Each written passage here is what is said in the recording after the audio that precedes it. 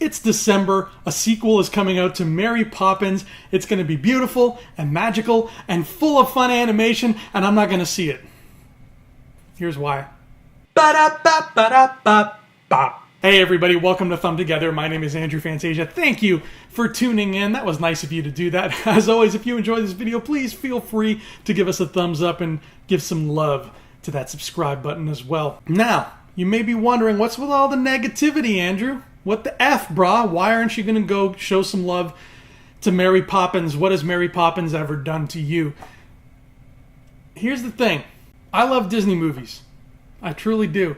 I really like Emily Blunt. I think she's awesome. I really, really like Lin-Manuel Miranda. I think he's even more awesome. He's like my hero. There's nothing about this movie that I'm against. As far as I know, maybe some shady dealings went on behind the scenes. I don't know. But as far as I know, there's nothing about this movie that I am against. There's just one problem that's standing in my way. And because of this problem, I'm not going to go watch it. And I'm not going to come back here and review it. You're not going to see, Thumb Together, Mary Poppins Returns review. You're not going to see that. And the reason for that is a very simple thing that's just something that I believe in. Here it is, guys. I've never seen the first Mary Poppins. Ouch. I know what you're thinking. Like, who hasn't seen the first Mary Poppins? But no, in all honesty, I have not seen the first Mary Poppins movie. That's just it. I didn't go out of my way to avoid it. It wasn't like somebody was like, hey, you want to watch Mary Poppins? And I'm like, no, get that out of my face. That's never a thing that happened. I just never got around to watching it. My childhood was not a deprived one. Trust me, I had plenty of fun films to keep me occupied in my youth.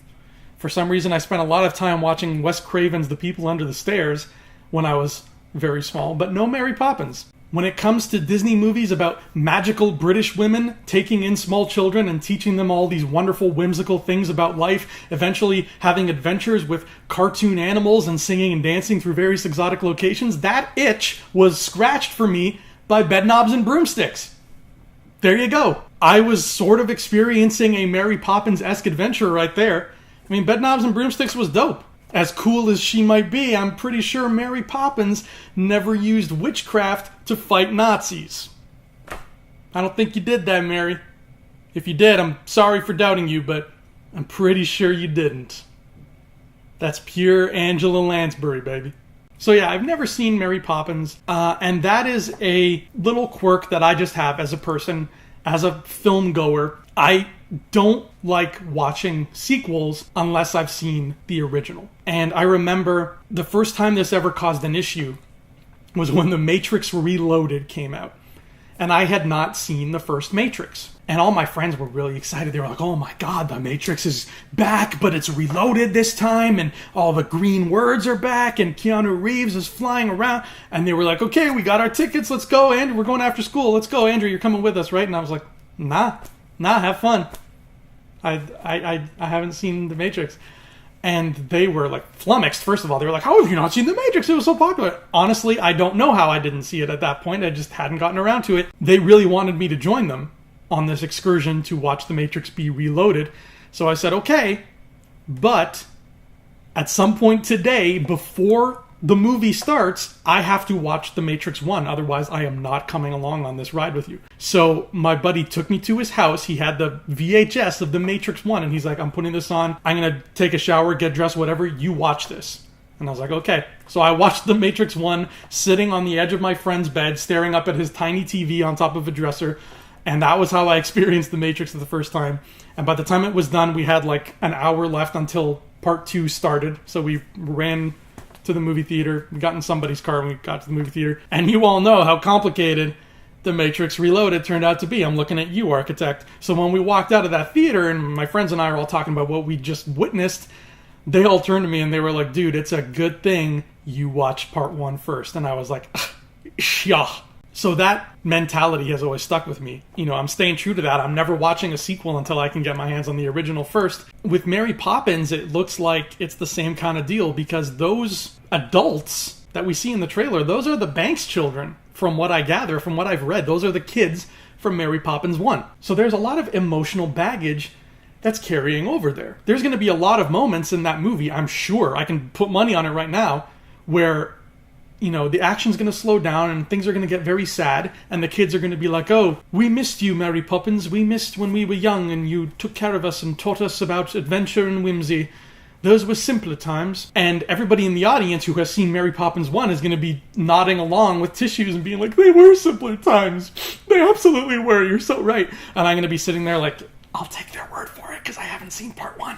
And I don't want to be like that. I want to cry with all those other people. I want to get right into the emotion, and I feel like I'm going to be missing out on that. Even though it's a self-contained story, and I'm sure you don't need to see part 1, I do. I do, because I want those little moments to resonate with me too. And especially because part 1 was so long ago, it's going to be banking on a little thing called nostalgia. The adults in this theater watching Mary Poppins Returns all saw Mary Poppins 1 as little kids. They're going to get hit super hard by that.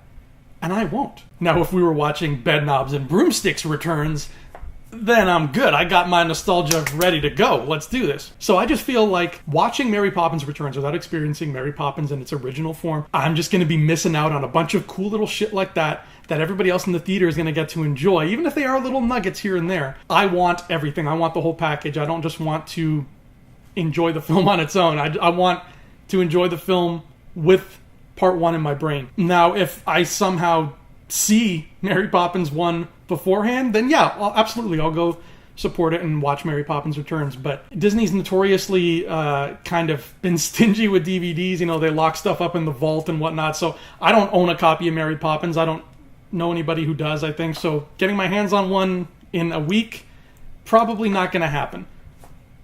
That's just the way it is. Do-do-do, do-do-do, do-do-do. But anyway, that is the reason, unfortunately, why you will not be seeing a review for Mary Poppins Returns on my channel. At least you're 99% likely not to see one. But I wanted you all to know that it's not because I have anything against the movie. Again, as far as I know, it's just a perfectly innocent movie. And not because I hate Mary Poppins the character, or I don't have time for no musicals and whatnot. That's not me. I like it just fine.